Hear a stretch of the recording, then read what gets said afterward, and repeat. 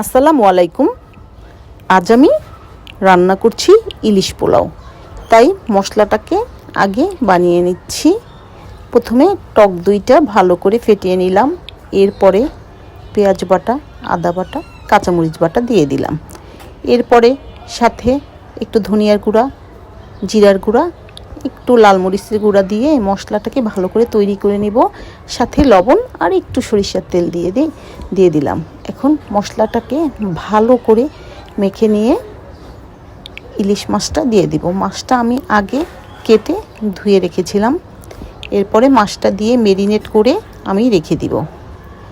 তারপরে 20 মিনিট রেখে দিব। এরপরে রান্না করার পালা।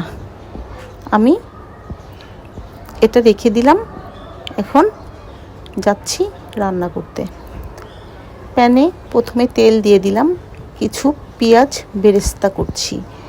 পেঁয়াজটা বেরেস্তা করে আমি তুলে রাখবো। তুলে রেখে ওই একই তেলের মধ্যে আমি মেরিনেট করা মাছটা দিয়ে দিব। দিয়ে আমি 80% রান্না করব।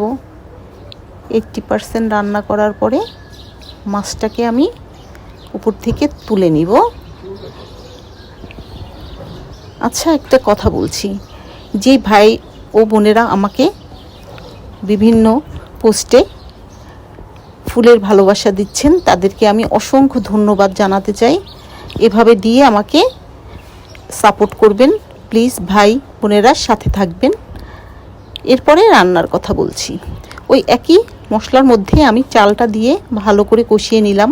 কিছু কাঁচামরিচ দিয়ে দিলাম। চালটা ভালো করে কষানো হয়ে গেলে আমি পরিমাণ মতো পানি দিয়ে দিলাম।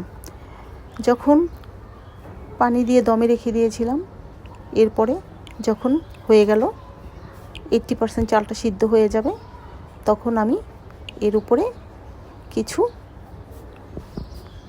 মাছটা দিয়ে দিব এবং সাথে যে মশলা ছিল সেটাও দিয়ে দিব। এরপরে আবার উপরে কিছু বেরেস্তা ছিটিয়ে দিয়ে আমি দমে রেখে দেব। আর পাশে দেখলেন আমি একটা চিতল মাছের কোপ্তা করেছি। সেটা রেসিপি এখানে নাই, তবে আমি পরে দিয়ে দিব। এটা ইলিশ পোলাওর সাথে এক্সট্রা খাওয়ার জন্য করেছি। ওটা খেতে খুব মজা হয়েছে। ওটার রেসিপি আমি নেক্সট ভিডিওতে দিব। এরপরে দমে রেখে দিলাম। হয়ে গেল আমার ইলিশ পোলাও সাথে চিতল মাছের কোপ্তা। এখন খাওয়ার পালা। আমাকে সবাই লাইক কমেন্ট দিয়ে সাপোর্ট করবেন। আপনাদের সাপোর্ট আমাকে এগিয়ে নিয়ে যাবে এবং নতুন নতুন ভিডিও করার আগ্রহ হবে। সবাই সাপোর্ট করবেন। আমিও সবাইকে সাপোর্ট করব। ফেসবুক এমন একটা প্ল্যাটফর্ম যেখানে সবাই সবাইকে সাপোর্ট করতে হয়। একা একা কখনো এগিয়ে যাওয়া যায় না। সবার লাইক ভালোবাসা দিয়েই এগিয়ে যেতে হয়। ভালো থাকবেন। আল্লাহ হাফেজ।